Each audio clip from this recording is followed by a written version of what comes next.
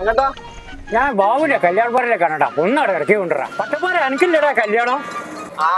അത് കോഴി ബിരിയാണിയാണ് വായക്കാ, അത് എനിക്ക് പറ്റൂല. ആടാ എനിക്കിപ്പോ കോഴി ബിരിയാണി ഒന്നും പറ്റൂലല്ലടാ. കോഴി ബിരിയാണി നടക്കൂല, അത് ചൂടല്ലേ. ഞാനതിന് പോരെ ഒന്നരാണ്ട് ആടാ, ഇന്റെ പോയിട്ട് ഒന്നരാടേ ആടാ വാങ്ങി വായക്കാ ആട്. പട്ടപ്പാറ അൻ്റെത് പൊരയില് ഒന്നരാണ്ട് ആടാണെന്ന് എനിക്കറിയാട്ടോ പറ. അതെന്താ വായക്കാ അങ്ങനെ പറയണേ? അത് മനസ്സിലാക്കിയെടുക്കാൻ വലിയൊരു ബുദ്ധിയൊന്നും വേണ്ടടോ. അന്ന് എന്റെ ആ ടെറസിന്റെ മുകളിലേക്ക് നോക്കിയാൽ മനസ്സിലായി ആ തോന്ന സെറ്റ് ഇങ്ങനെ അങ്ങോട്ടും ഇങ്ങോട്ടും ആടി കളിച്ചിട്ട്. അന്ന് മുതൽ ഞാൻ മനസ്സിലാക്കിയെന്ന് അങ്ങനെ എന്ന് അവിടെ ആട് തന്നെയാണ് എന്ന്.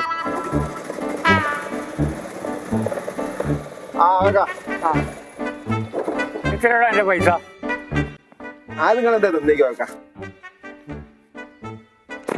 എല്ലാ തെളിയുമേ ഇങ്ങനെ ഈ ഓട്ടോറിക്ഷ ഓടിച്ച് കൂടിക്കുക. എൻ്റെ കമ്പനിക്കാരൊക്കെ ഊട്ടിയിലും വയനാട്ടിലും പല സ്ഥലത്തും പോയില്ലേ. ഈ എവിടെയൊക്കെ നോക്കിക്കണ് വായക്കാ? നമ്മളൊന്നും ആരും കൂട്ടില്ല വായക്കാ. കാരണം ഈ ഓട്ടോറിക്ഷ എടുത്ത് അന്ന് മുതല് നമ്മൾ പണിയില്ല. കാരണം നമുക്ക് 10 ഉറുപ്പ്യ ഉണ്ടാക്കണല്ലോ. അതിനിപ്പോ നമുക്ക് ടൂറ് പോകാൻ കഴിയായിട്ടില്ല, ആഗ്രഹം ഇല്ലായിട്ടില്ല. നമ്മളാരും കൂട്ടില്ല. കാരണം ഒന്നെങ്കിൽ പണിക്ക് പോകാത്ത ആളായിരിക്കണം, അല്ലെങ്കിൽ കയ്യിൽ പൈസ വേണം. ഇത് രണ്ടും ഇല്ല. നമ്മളിപ്പോ നല്ല രീതിയിൽ നയിച്ച് ജീവിക്കുമ്പോ ആർക്കും ഒരു കമ്പനിക്കാരും ആർക്കും വേണ്ട. അതാണ് ഇപ്പോഴത്തെ.